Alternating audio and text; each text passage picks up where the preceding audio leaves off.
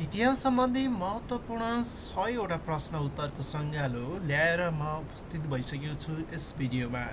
लोकसेवा आयोगमा बारम्बार सोधिरहने प्रश्न उत्तर र शिक्षा सेवा आयोगको लागि प्रथम पत्रमा अति महत्त्वपूर्ण प्रश्न उत्तरहरू रहनेछन्, जुन आजको यस भाग 1 भिडियोमा तपाईँलाई 100 महत्त्वपूर्ण प्रश्न उत्तरहरू समावेश गर्नेछु।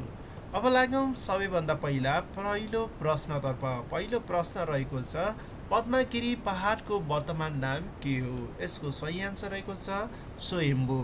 दोस्रो नम्बर रहेको छ, काष्ठमाण्डव बनाउँदा प्रयोग गरिएको कल्प वृक्षको नाम के हो? यसको सही आन्सर रहेको छ सुरतरु। 3 नम्बरमा रहेको छ, भण्डारखाल पर्व कसका विरुद्ध रचिएको काण्ड हो? यसको सही आन्सर रहेको छ जङ्गबहादुर राणा। 4 नम्बरमा रहेको छ, लिच्छवीकालमा राजाको इजलासलाई के भनिन्थ्यो? यसको सही आन्सर रहेको छ अन्तर्रासन। 5औं नम्बरमा रहेको छ, सिम्रौनागढ राज्यका प्रथम राजा को थिए? यसको सही आन्सर रहेको छ न्यायदेव। 6औं नम्बरमा रहेको छ, किराँतीहरूले कसलाई हटाई काठमाडौँ उपत्यकामा शासन प्रारम्भ गरेका हुन्? यसको सही आन्सर रहेको छ महिषपाल वंश। 7औं नम्बरको प्रश्न रहेको छ, कीर्तिपुर स्थित बाघ भैरवको मन्दिर कसको पालामा बनेको हो? यसको सही आन्सर रहेको छ शिवदेव तीर्थी। 8औं नम्बरको प्रश्न रहेको छ, काठमाडौँको जलविनायक मन्दिर कसको पालामा बनेको हो? यसको सही आन्सर रहेको छ राजा विष्णु मल्ल। यसै गरी 9औं नम्बरको प्रश्न रहेको छ, भीमसेन थापाले प्रचलनमा ल्याएको ब्याजदर अनुसार नगदी र जिन्सीमा कति थियो भनेको छ। ब्याजदर अनुसार नगदी र जिन्सीमा कति थियो? यसको सही आन्सर रहेको छ नगदमा 105, जिन्सीमा 255। 10 नम्बरको प्रश्न रहेको छ, नेपालको पहिलो बैङ्क नेपाल बैङ्क लिमिटेडको स्थापना कहिले भएको थियो? यसको सही आन्सर रहेको छ विक्रम सम्वत 2094। 11 नम्बरको प्रश्न रहेको छ, नेपाल राष्ट्र बैङ्कको पहिलो गभर्नर को हुन्? यसको सही आन्सर रहेको छ हिमालय शमशेर राणा। 12 नम्बरको प्रश्न रहेको छ, नेपालमा पहिलो पटक स्थापित विदेशी बैङ्क कुन हो? यसको सही आन्सर रहेको छ नेपाल अरब बैङ्क लिमिटेड। 13 नम्बरको प्रश्न रहेको छ, नेपाली काङ्ग्रेसको बैरगानिया सम्मेलन कहिले भएको हो?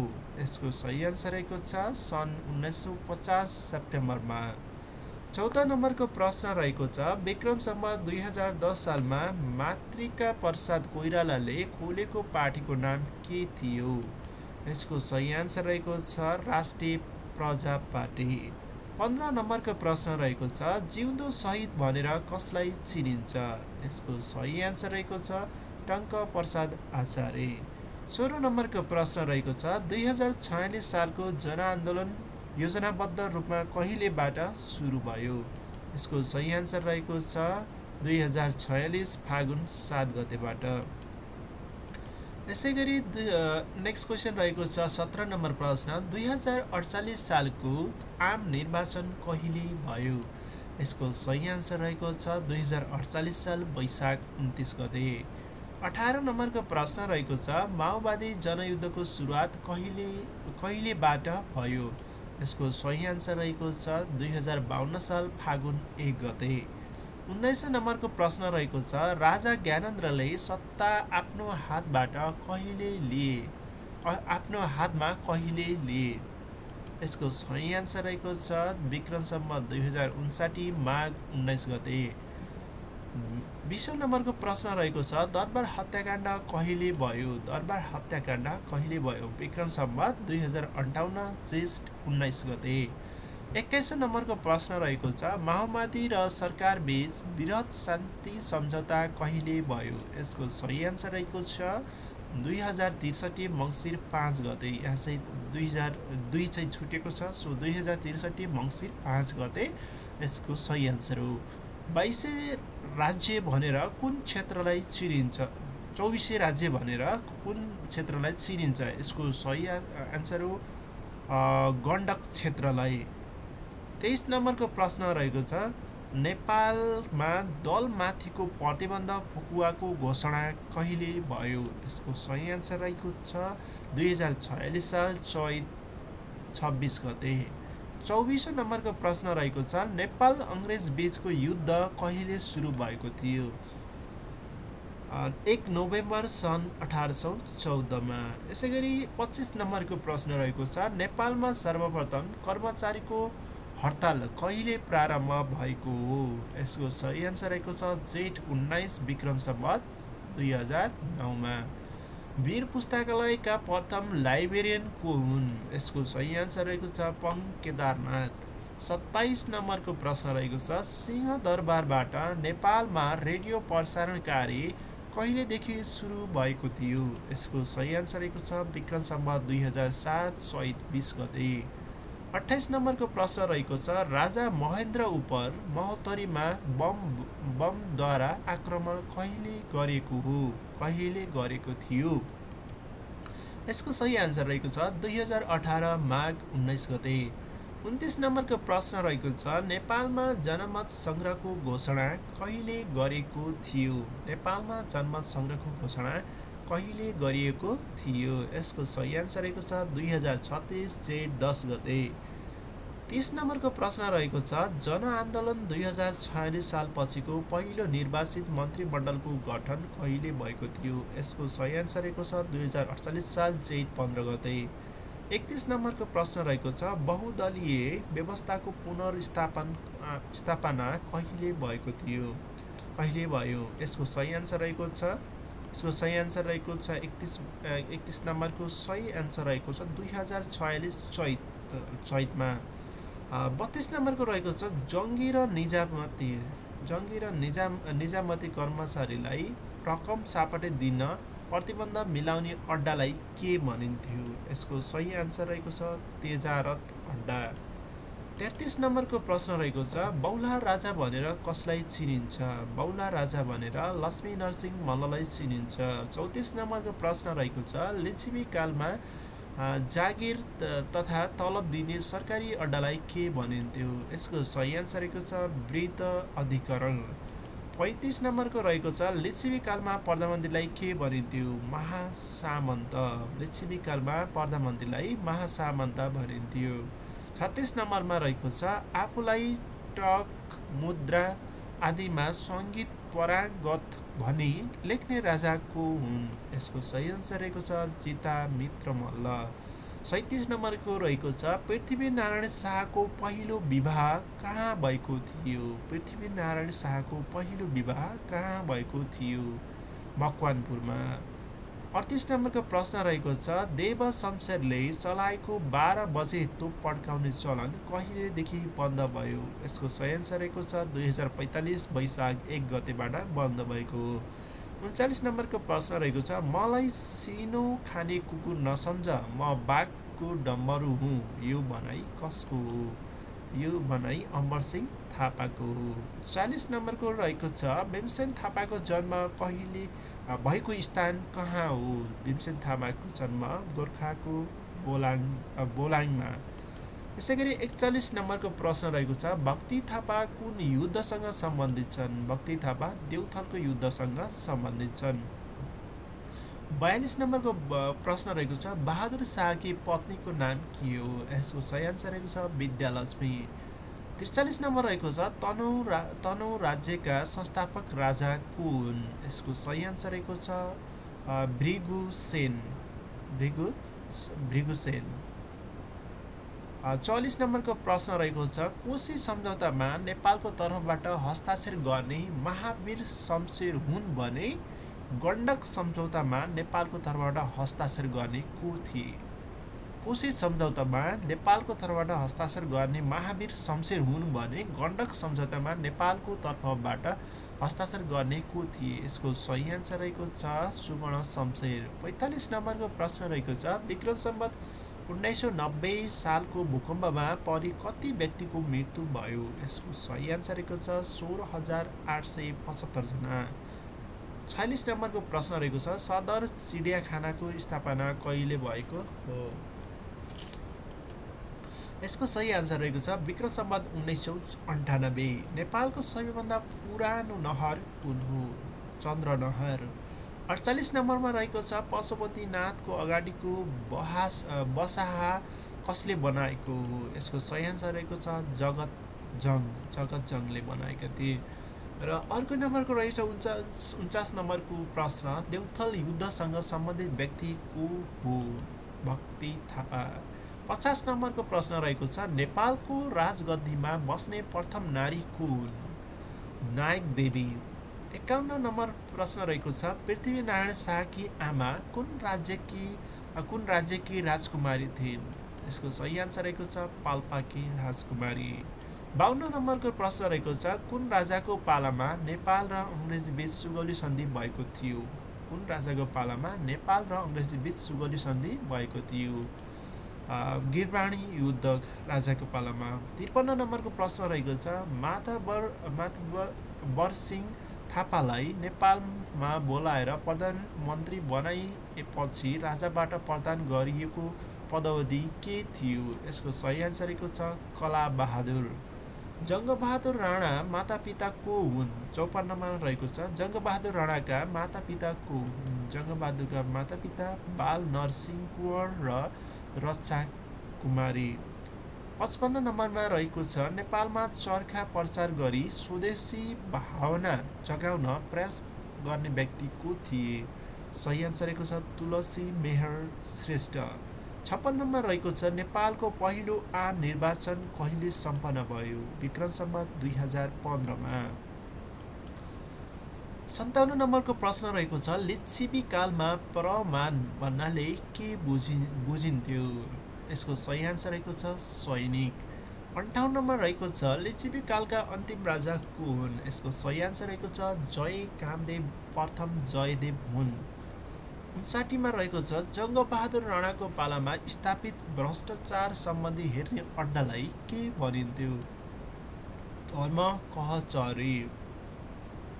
60 नम्बरको प्रश्न रहेको छ लिच्छवी कालमा पञ्चखतको मुद्दा हेर्ने अड्डालाई के भनिन्थ्यो? सही आन्सर रहेको छ पाञ्चाली। पञ्चखत पाञ्चाली। 61मा रहेको छ सुगौली सन्धि कहिले भएको थियो? 3 मार्च 1816मा। 62मा रहेको छ नेपालको कहिलेदेखि ओलम्पिकमा भाग लियो? नेपालले कहिलेदेखि ओलम्पिकमा भाग लिएको? यसको सही आन्सर रहेको छ सन् 1964 टोकियो ओलम्पिकदेखि। 63मा रहेको छ नेपालमा सबभन्दा पहिले स्थापना भएको पार्टी अथवा दल कुन हो? यसको सही आन्सर रहेको छ नेपाल प्रजा परिषद। 64 नम्बरको प्रश्न रहेको छ सुमति कुन राजाको उपनाम हो? जितामित्र मल्ल। 65मा रहेको छ नेपालको इतिहासमा मण्डेल सबर भनेर यक्ष मल्ललाई चिनिन्छ भने नेपालेश्वर भनेर कसलाई चिनिन्छ? यसको सही आन्सर हो श्रीनिवास मल्ल। लमजुङका अन्तिम राजा को हुन्? लमजुङका अन्तिम राजा वीरमर्दन शाह हुन्। 67मा रहेको छ भक्तपुर दरबारलाई पर्खाल लगाई घेर्न लगाउने राजा को हुन्? यसको सही आन्सर रहेको छ यक्ष मल्ल। 68मा रहेको छ लिच्छवी कालमा दुलहा खोजेर ल्याई विवाह गर्ने प्रथालाई के भनिन्थ्यो? लिच्छवी कालमा दुलहा खोजेर ल्याई विवाह गर्ने प्रथालाई के भनिन्थ्यो? यसको सही आन्सर रहेको छ डोलाजी।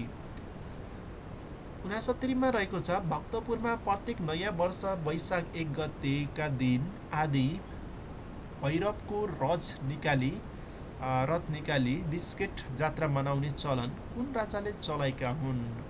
जगज्योति मल्ल। छालाको मुद्रा चलाउने राजा को हुन्? छालाको मुद्रा चलाउने राजा सिद्धिनरसिंह मल्ल हुन्। त्यसैगरी 71 नम्बरमा रहेको छ कर्नाटक वंशका अन्तिम राजा को हुन्? हरिसिंह देव।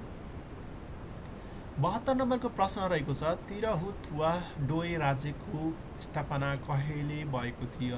कसले गरेका थिए? न्यायदेवले। 73मा रहेको छ बङ्गालका शासक शमसुद्दीन इलायसले नेपालमा कहिले आक्रमण गरेका थिए? विक्रम सम्वत 1406मा।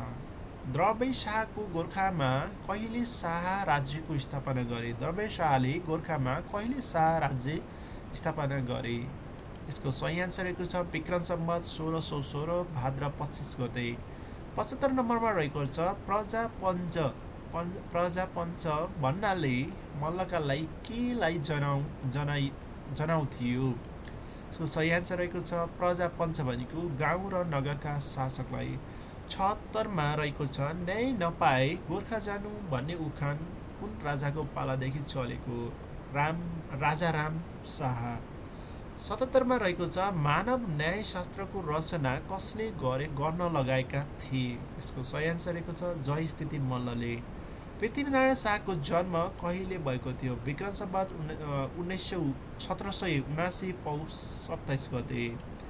79 नम्बरको प्रश्न रहेको छ पृथ्वीनारायण शाह कहिले गोर्खा राजा भए? यसको सही आन्सर रहेको छ विक्रम सम्वत 1779मा।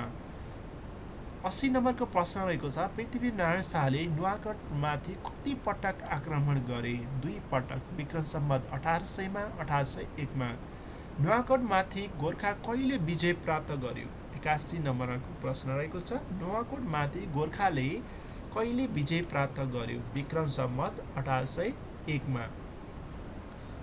82 नम्बरको प्रश्न रहेको छ कीर्तिपुरमा पृथ्वीनारायण शाहले कहिले आक्रमण गरे?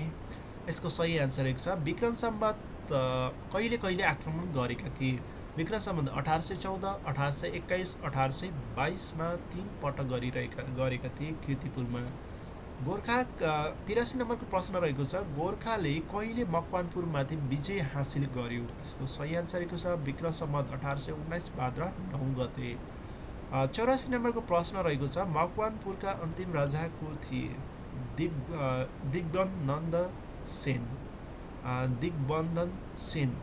85 नम्बरको प्रश्न रहेको छ गोर्खाले कहिले कीर्तिपुरमाथि विजय हासिल गरे? कीर्तिपुरमाथि विजय हासिल गरे 3 पटक आक्रमण गरे भने कति पटक कहिले चाहिँ विजय हासिल गरे? विक्रम सम्वत 1822 चैत 3 गते विजय हासिल गरेका हुन्। 86 नम्बरको प्रश्न रहेको छ काठमाडौँको अन्तिम मल्ल राजा कुन? यसको सही आन्सर रहेको छ जयप्रकाश मल्ल। यसैगरी 87 नम्बरको प्रश्न रहेको छ गोर्खाले काठमाडौँमाथि कहिले विजय प्राप्त गर्यो? गोर्खाले काठमाडौँमाथि कहिले विजय प्राप्त गर्यो? 1825 भाद्र शुक्ल चतुर्दशीमा। गोर्खाले 88 नम्बरको प्रश्न रहेको छ गोर्खाले काठमाडौँमा विजय प्राप्त गर्दा काठमाडौँमा के को जात्रा परेको थियो? इन्द्र जात्रा परेको थियो।